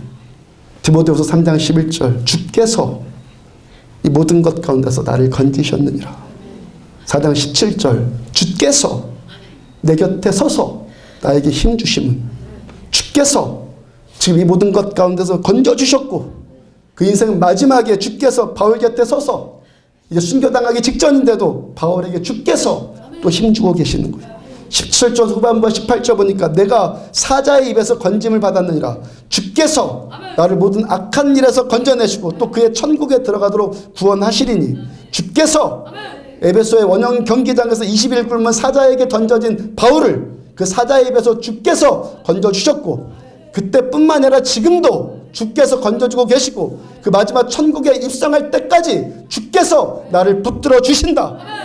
오직 나는 예수님께만 발견되어주고 싶은 바울의 간절한 기대, 그 소망에 따라서 주께서 끝까지 바울과 함께 계셨고 바울은 그 은혜의 그늘 아래 바울 끝까지 머물러 있었기 때문에 실패하지 않고 살았던 거예요.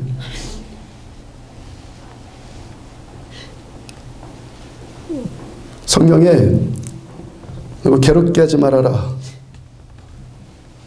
이 말씀 연상하면 퍼뜩 떠오른 말씀이 있어요.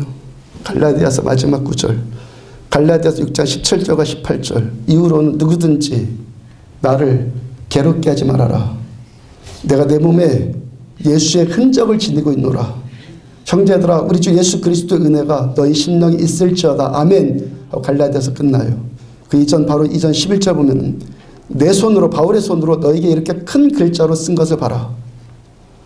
내 손으로 이렇게 큰 글자를 쓴 것을 봐라. 이 말씀 무슨 뜻이냐면 대부분의 바울 서신은요 제자들이 대피를 해서 기록한 거예요. 바울은 말하면 옆에서 제자가 받아 적어서 기록했어요.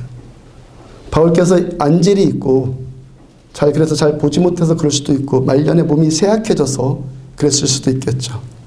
하여튼 지금까지 이 갈라디아서 말씀은 제자 두기고가 받아 썼는데 이제 그 편지의 마지막 부분에서는 바울이 직접 두기고야 붙줘 양피디 줘 그리고 해서 바울 자신이 직접 쓰는 거예요. 눈이 나빠가지고 작게 못 쓰고 크게 쓰는 거예요.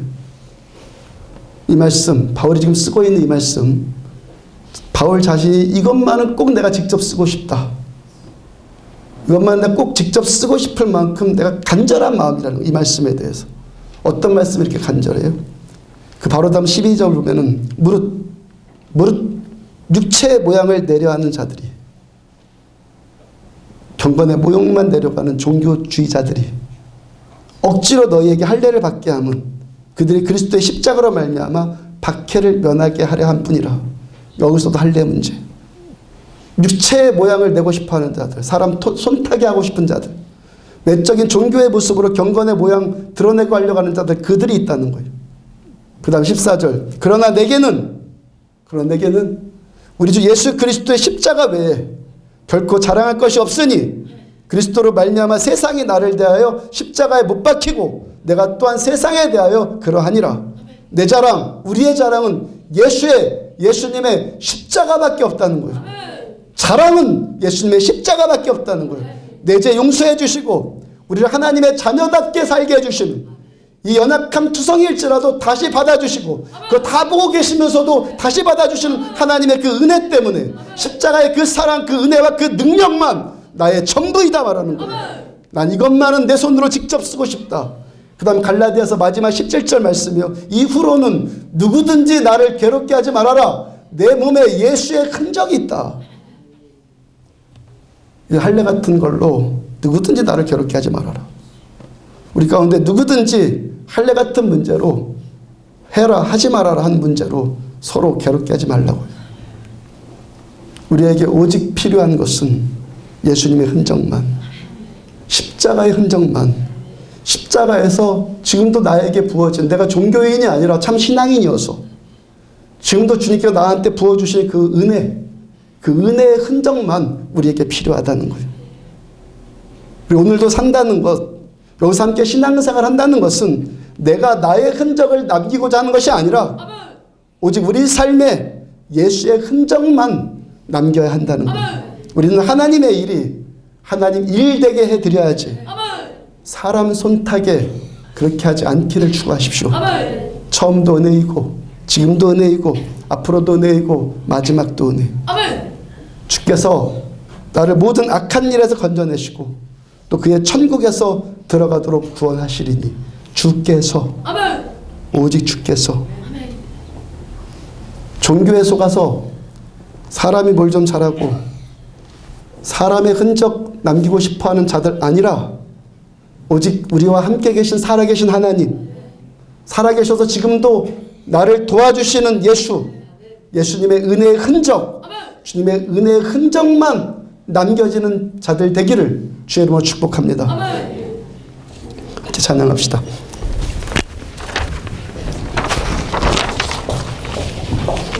일어서 찬양합시다. 하나님의 은혜. 디코드로 그대로 찬양해주세요.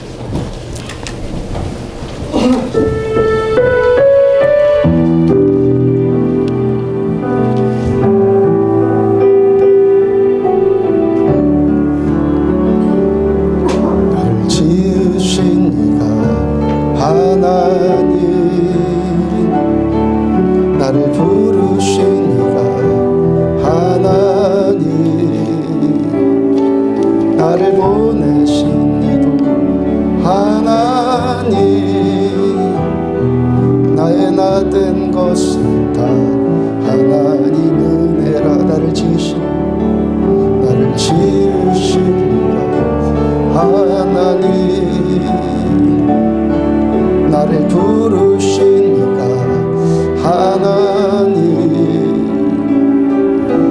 나를 보내신 이도 하나님, 나의 나된 것은 다 하나님 은혜라. 나의 달려갈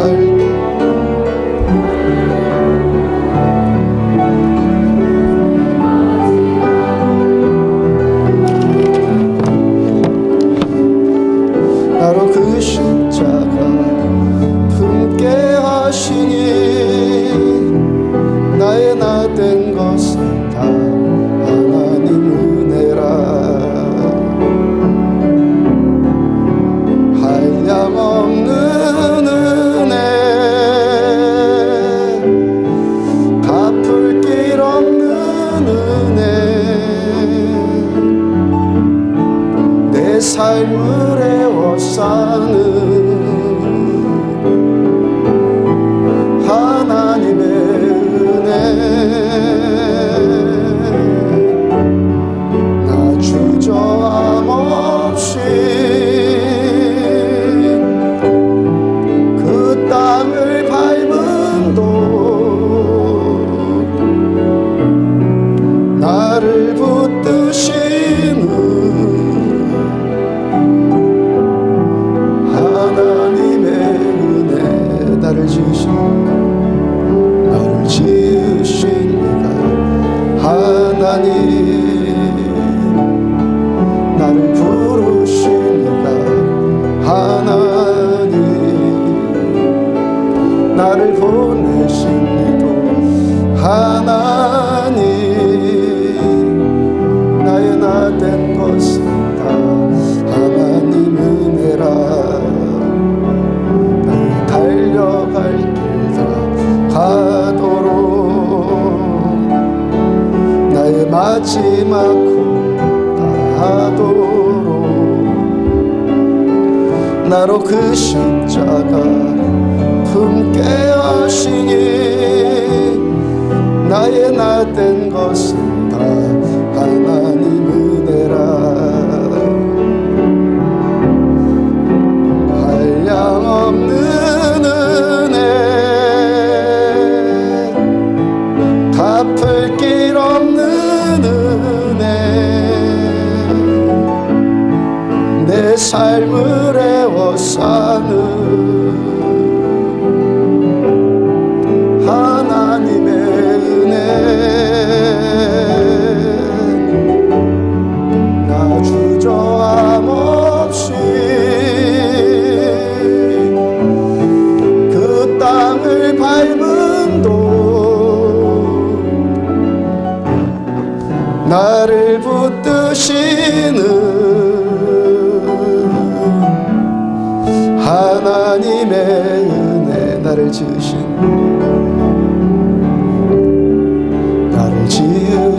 이가 하나님, 나를 부르신 이가 하나님, 나를 보내신 이도 하나님,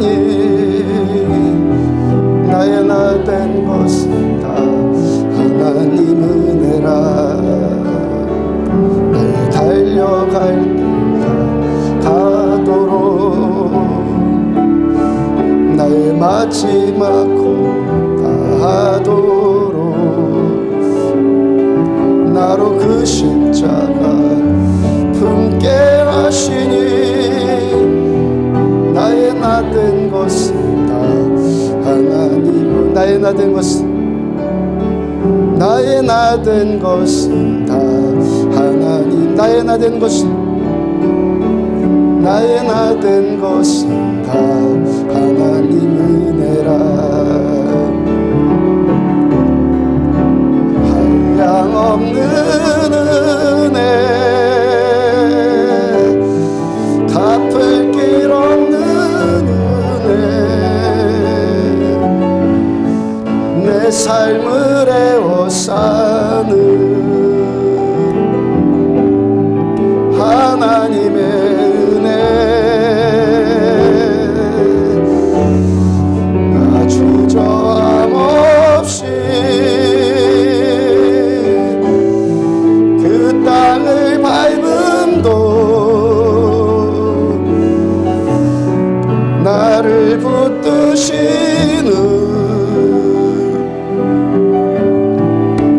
하나님의 한량없는 은혜,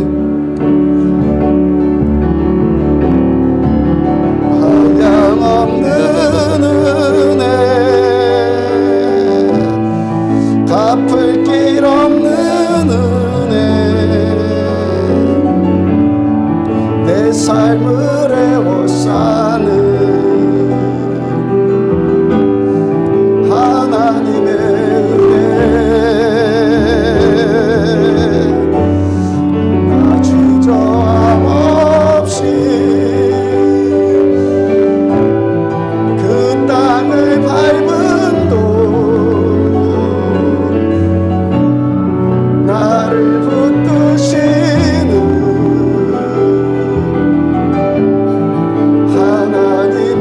한량없는 은혜, 한량없는 은혜, 갚을 길 없는 은혜, 내 삶을 에워싸는 하나님의 은혜,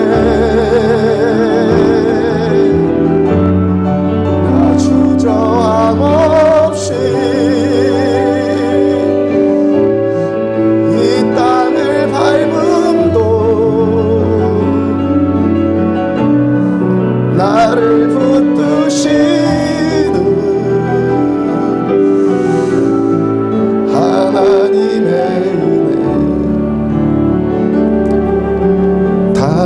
당자처럼 방황할 때도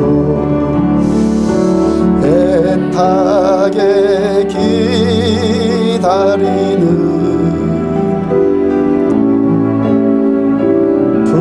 부드러운 주님의 음성이 내 마음을 녹이셨네.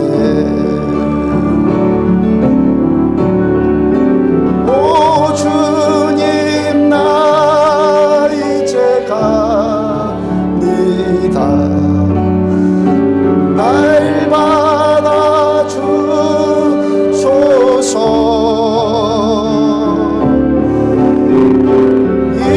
이제는 주님만 위하여 이 몸을 바치리라. 불순종하는 불순종한 요나와 같이도 방황하던 나에게 따뜻한 주님의 손길이 내 손을 잡으셨네.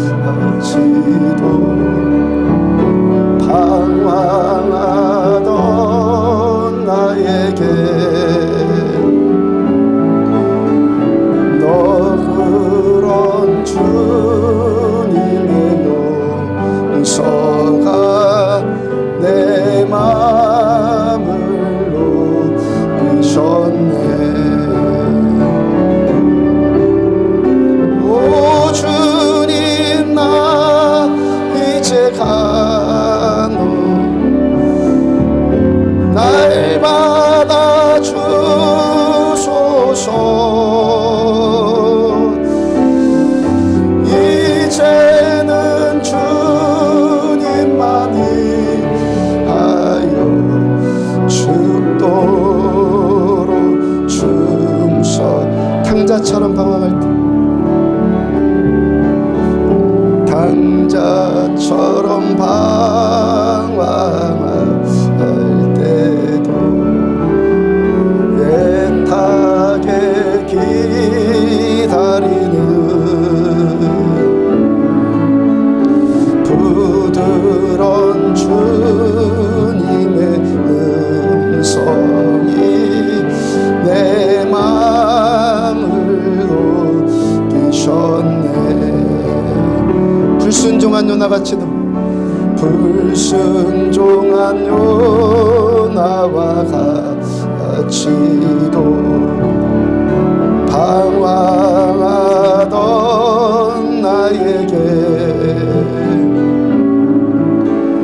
따뜻한 주님의 손길이 내 손을 잡으셔. 음탕한 저 고멜과 같이도, 음탕한 저 고멜과 같이도 방황하던 나에게 너그런 주님의 용서가 내 마음을 녹이셨네. 오 주님, 나 이제 갑니다. 날 받아주소서.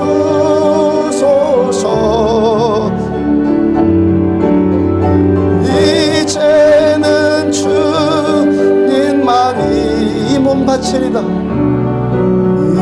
몸을 바치고 주님, 나 이제 갑니다.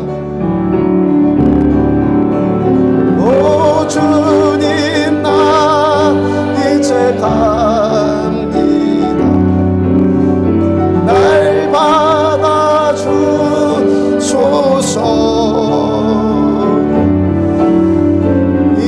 이제는 주님만이 생명 바치리다. 이 생명 바치리. 음탕한 저 고멜과 같이도, 우리 하나님께 두 손 들고 찬양합시다. 멜과 같이도 방황하던 나의 너그런 주님의 용서가, 너그런 주님의 용서가 내 마음을 녹이셨네. 오 주님, 나 이제 갑니다. 날 받아주소서.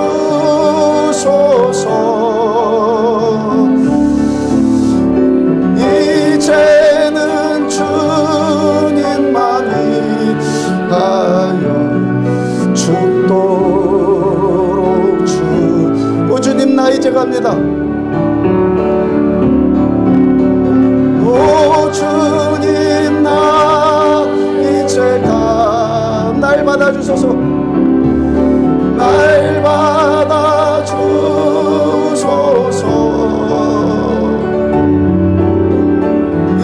이제는 주님만이 죽도록 충성하리. 죽도록 충성하리. 바울처럼 주님의 그 사랑 깨달아서 알아서 배은망덕한 자 되는 것 아니라 이 모든 것들 배설물로 여길 만큼 주님만 더 구합니다. 오직 주님만 더 구합니다. 그래서 요셉의 평생 고백처럼 주께서 함께 하시기 때문에 내가 삽니다. 주께서 함께 하시기 때문에 내가 승리합니다. 주께서 함께 하시기 때문에 내가 오늘 소망을 얻습니다. 바울의 그 고백처럼 이제는 아무것도 우리를 괴롭게 하지 말고 어떤 것도 괴로움 당하지 않고 내 몸에 예수 그리스도의 흔적만 남은 것, 예수 그리스도의 그 은혜의 흔적, 십자가의 그 흔적 남은 것만 자랑하고 십자가의 그 흔적, 은혜의 흔적만 우리들은 추구하며 살겠습니다. 교만했던 모든 것들, 종교에 속였던 것들 내 손 타게 하려고 했던 것들, 인정받고 싶으려고 했던 것들 다 회개하고 하나님 우리는 참 신앙 되기를 원합니다. 참된 신앙 되기를 원합니다. 하나님만 전부입니다. 주께서 주님만 전부입니다. 다 같이 한 목소리로 함께 기도합니다.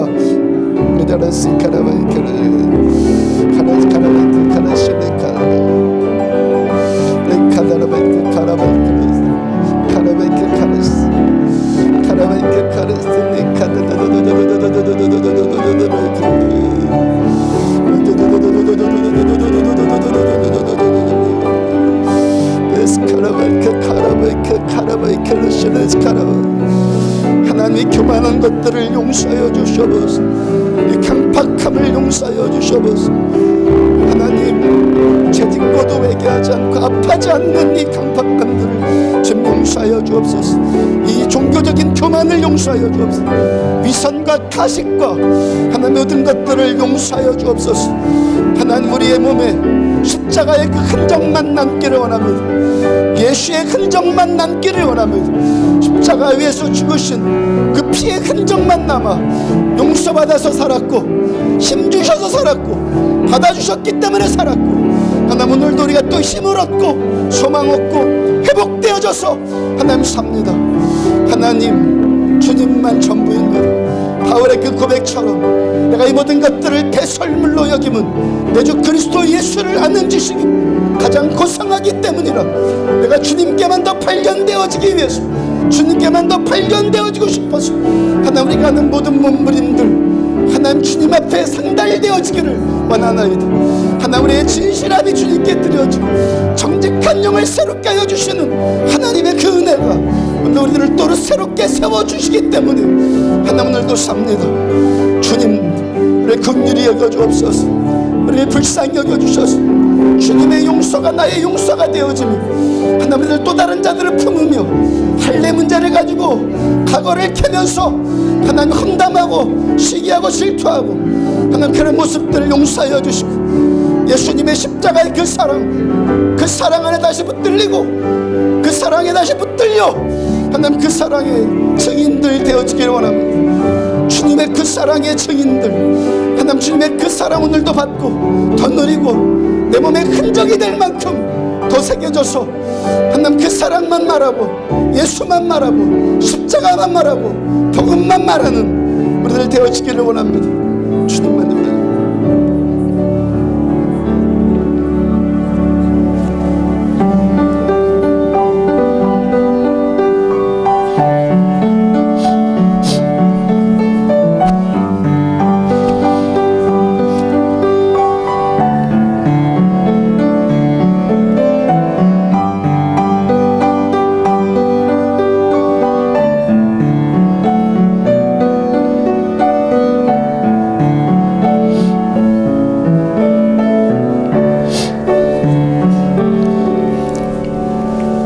십자가로 인해서 얻어진 그 은혜의 흔적만 우리들은 남고 새겨지고 그 은혜만 우리 몸에 새겨질 만큼 그 은혜 받아 더 받고 죽은 신앙, 종교적인 신앙, 세속적인 신앙이 아니라 참된 신앙인이 되어서 나와 함께하여 주신 주님의 그 은혜, 지식이 아닌 말이 아닌 하나님의 말씀 듣는 참 신자들 되어줘서 하나님의 그 은혜만 새겨질 만큼 더 받아 이 땅 가운데 그 은혜만 말할 수 있는 우리들 되어지기를 원합니다.